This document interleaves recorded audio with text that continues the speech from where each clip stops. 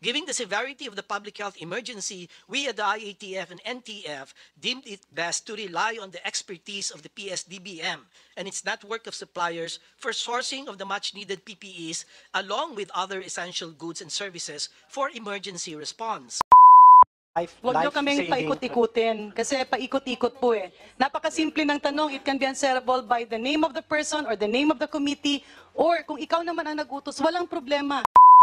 Sinasabi po, din po sa atin na ni Secretary Duque, Madam Chair, sa utos po ni dating Presidente Duterte ay nagkaroon ng ganito, na-transfer itong 47.6 billion.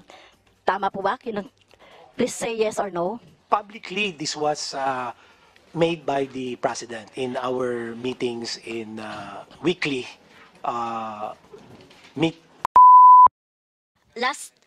Last meeting, we discussed about the transfer of 47.6 billion to PSDBM, Mr. Chair, Madam Chair. So, I asked the DOH kung meron silang assessment or record or report about this, Madam Chair. And sabi naman nila, at saka kung merong natira pa dito, mamaya na yung sa PSDBM. So, Madam Chair, may I ask Yusek Bravo?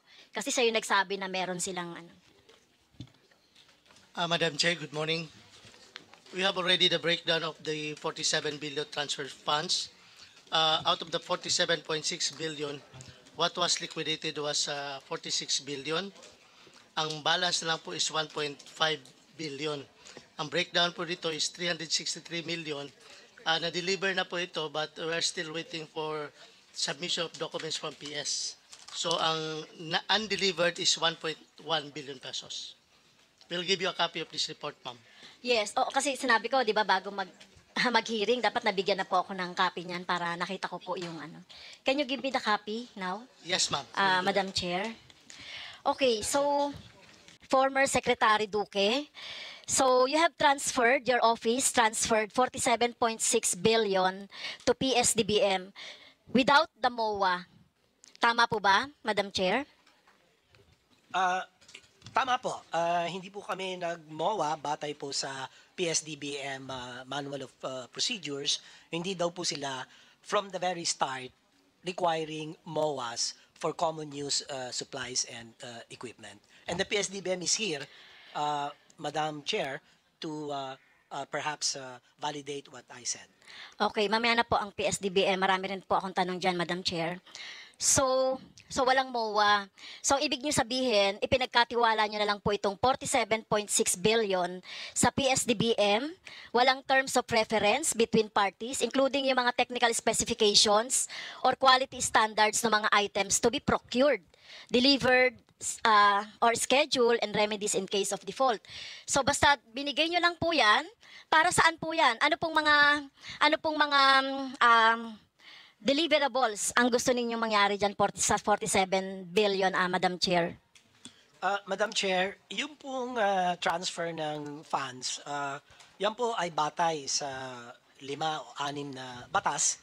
Yung letter of instruction 799 EO 359, yung AO 285, reiterated twice in the General Appropriations Act. Yes, Madam Chair, with due respect, former Secretary, no, ang tanong ko po, yung 47 billion na yan, ay para saan yan? At ano-ano? Ano ba ang mga equipments? Yan ba ay mask? Yan ba ay COVID-19? Ano man yung pangangailangan yan? So, wag po niyo po akong bigyan ng mga batas-batas na may kinalaman doon sa legality ng transfer. Ang tanong ko po ay kung ano po, saan niyo po gagamitin yan o bakit ibinigay niyo ng buong-buo. Sa PSDBM, wala man lang kayong MOA, wala man lang kayong nilagay na ano bang mga items ang kailangan ninyo, yung mga terms and condition, etc. Kasi alam ko po may mga standard din kahit na yung mask, kahit na yung face shield, kahit na COVID-19 vaccine, di ba? Meron dapat yan. So, wala lang, binigay nyo lang dahil may ganyang may mga sinasabi kayong batas po. At ang isa pa po, ito ay inauthorize ni former President Duterte. Tama.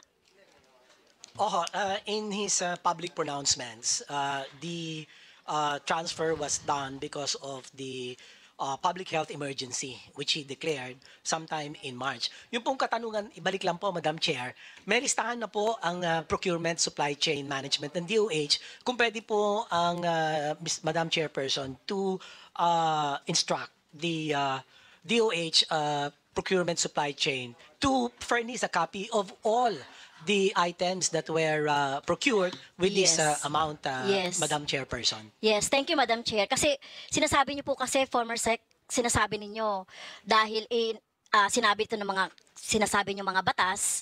Pero ang tinatanong ko po ay kung kayo mismo ang nag-order sa PSDBM ng mga ganitong items. So sa inyo po ba nanggaling yung mga items na in-order? O yung PSDBM yung nag-decide kung ano lang yung mga dapat na bilhin? Hindi ho. Galing ho sa DOH kasi end user ho kami. So, yan po, may mga opisina yan ng DOH po na nagbibigay sila ng kanilang mga pangangailangan sa panahon ng pandemya. In fact, ang binibigay po ng DOH, which I considered as de facto parang contract, yung agency purchase request. Kasama po yan. Kasama din po yung listahan ng mga kinakailangan common use supplies and equipment, kasama po yung quantities, kasama po yung price, kasama po yung technical specification na mula naman po sa mga iba't ibang mga opisina na may kakayahan na magbigay ng kung ano ba yung standards. For example, ang KN95 mask. Hindi naman po basta-bastang mask lang. Okay, Ano po? maputol ko po kayo dyan, Madam Chair. Nakalagay kasi, dapat kung may MOA kayo, nandiyan yung mga technical specification. So, sino po ba yung magbibigay ng technical specifications? Kasi kung MOA yan, dapat nakalagay doon. So, sino bang nagbigay ng technical specifications? Is it the DOH?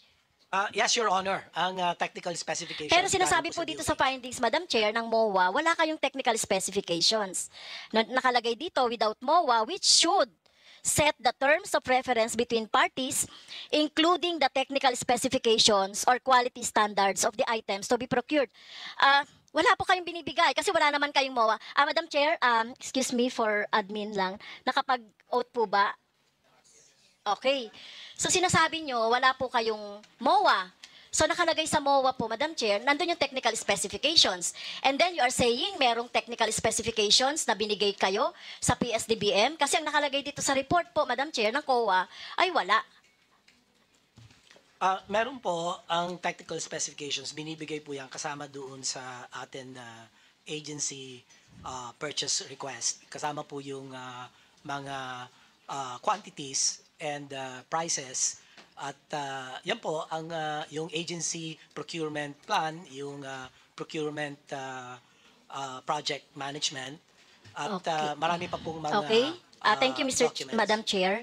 Can you submit that, Madam Chair, yung pati yung meron po siyang yung nakalagay po na ni-receive po ng PSDBM, including yung mga technical specification. Kasi number 2, sa findings po, nakalagay dito, the DOH failed to supply the PSDBM with complete technical specification and other relevant standard requirements on COVID-19 items in the APRs relative to its fund transfer, amounting to 47.6.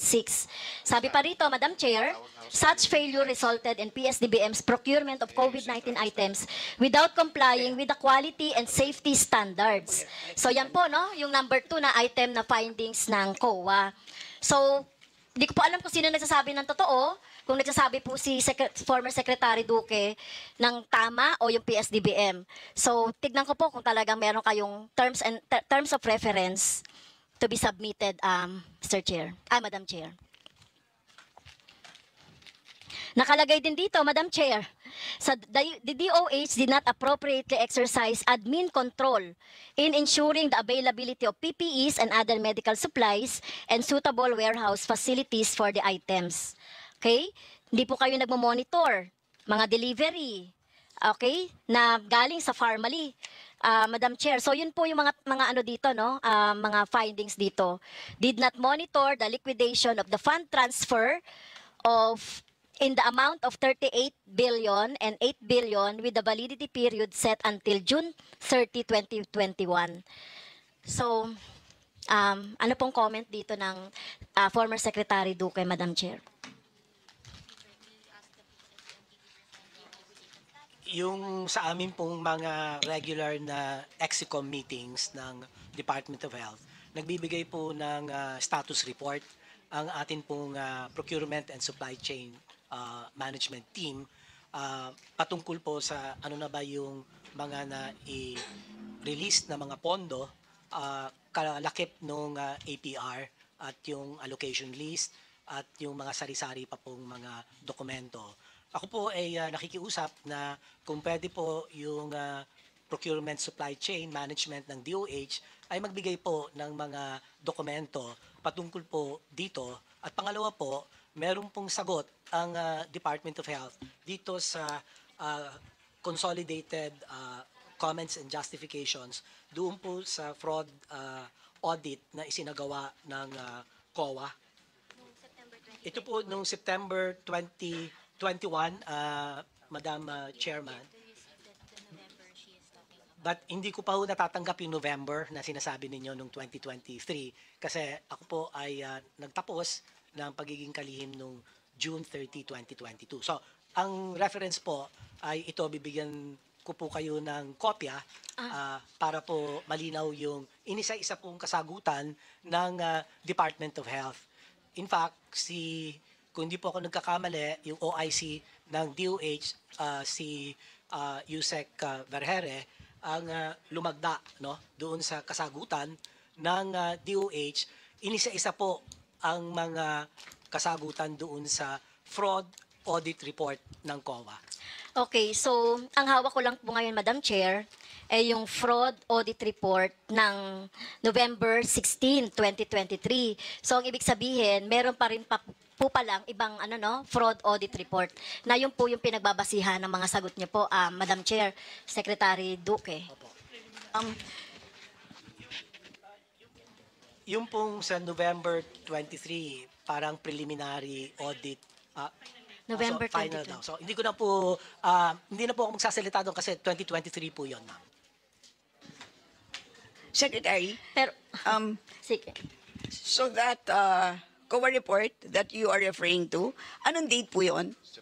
September 2023. September 24, 2021 as amended. Pero ito yung October 17, 2022 binigay itong sulat sa Department of sa Commission on Audit galing po sa Department of Health. So, maybe the yes. good OIC can clarify on the matter, Madam Chair, as a matter of suggestion. Yes, can we request from the DOH a copy of the COA report dated 24 September 2021 and a copy of the response of the DOH dated 17 September 2022? If you have them now, could you kindly forward those to our committee secretariat? Thank you. Honorable Garin? May I proceed, Madam Chair? So yun po, bigyan nyo na lang po kami ng copy. Siguro, dapat alam nyo rin po yung November 16, 2023. Dahil, Madam Chair, nakalagay po dito sa COA report, yung DOH officials and employees found by COA to be responsible for the alleged irregularities and the nature of their participation or inaction therein are as follows. So, Madam Chair, number 1 po dito si former Secretary Duque and 10 others, Madam Chair. Kaya dapat po, Madam Chair, dahil involved naman po dito si former Secretary Duque, dapat alam nyo rin po ito. So, ibig sabihin, hindi nyo pa po nasasagot etong, halimbawa po, kasi ngayon, alam ko po ang ombudsman, magpa-file ng kaso, kasama po kayo doon sa kaso. So, hindi nyo pa po nasasagot, Madam Chair. Patungkol po sa ombudsman case, ako po ay inatasan na mag-submit ng motion for reconsideration and I'm just waiting, Madam Chairperson, Your Honors, for the action of the ombudsman on my MR. So everything, my legal team has already submitted all the documents to support and counter the baseless allegations that were filed against my person. Thank you. So ulitin ko lang po, Madam Chair, to summarize po yung mga tanong ko po sa DOH. So sinasabi po ni Secretary Duque that they transferred 47.6 billion to PSDBM without the MOA. Pero skeptical pa sa atin kung talagang merong nga bang technical specifications or quality standards. Yan, number one. Number two, so sinasabi po, din po sa atin na ni Secretary Duque, Madam Chair, sa utos po ni dating Presidente Duterte ay nagkaroon ng ganito, na transfer itong 47.6 billion. Tama po ba? Please say yes or no. Publicly, this was made by the President in our meetings in the weekly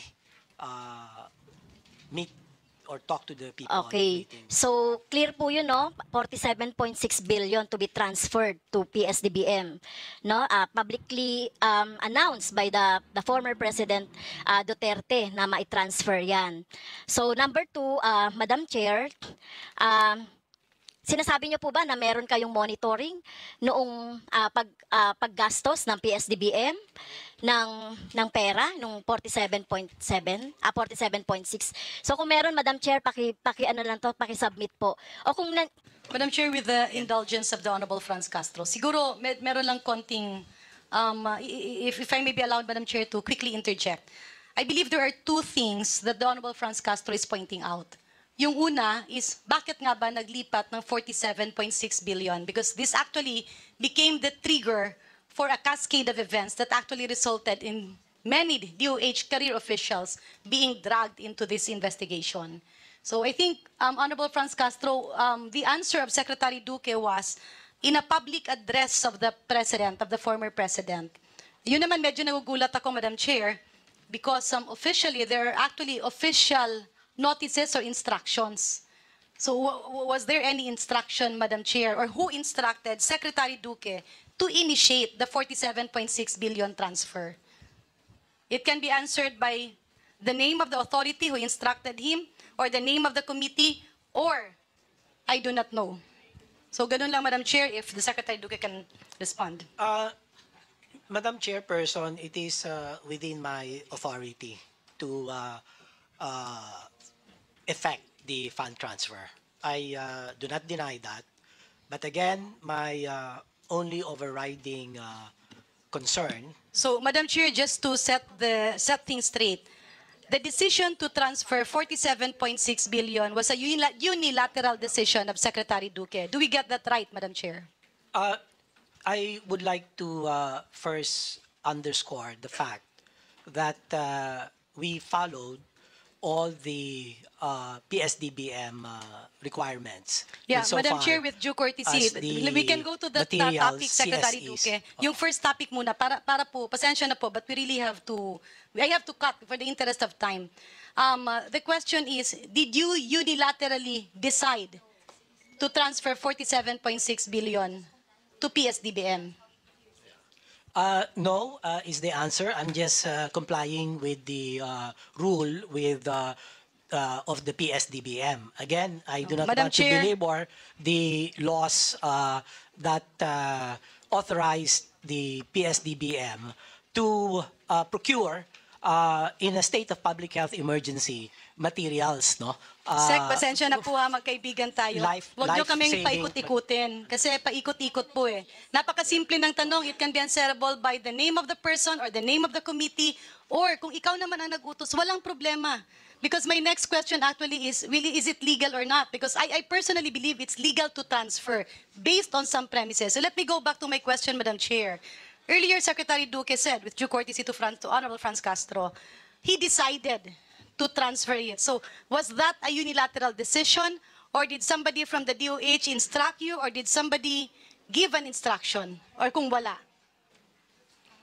Ito po kasing decision na ito based on the recommendation of the IATF, NTF, So there at is that a recommend. time. There is a paper that recommends the transfer. I will check on this, Your Honors, but I Yeah, Sec. would Duque, like to if- reiterate that it is within my authority to Okay. effect the transfer because of the public health emergency, Okay. where there So- were no enough CSEs, PPEs, and other COVID pandemic supplies. Yeah, so, And Madam Chair, we wanted just to make sure, Madam Chairperson, that the lives of our people are protected and that the risks are mitigated from our people, possibly then at the height of the pandemic that nobody knew about, that would have resulted in the millions So, Madam of Chair, infection and countless deaths of our healthcare workers. Madam Chair, may I interject? Madam Chair. Yes.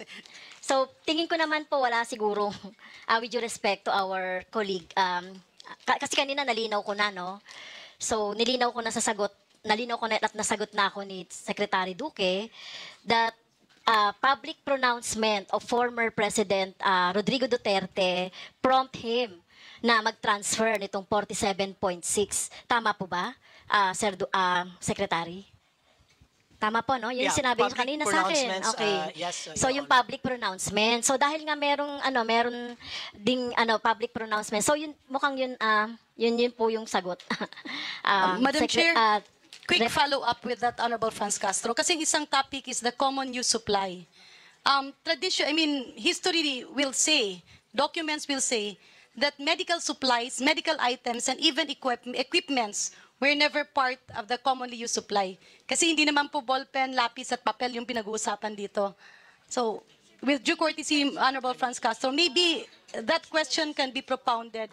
Who classified pandemic supplies as common use supplies? Paano po ba naging parang ballpen, papel at stapler yung mga ginagamit na equipment at kagamitan ng Department of Health? Madam Chairperson, the GPPB resolution approved series of 3/2020. Meron po tayong dokumento patungkol dyan.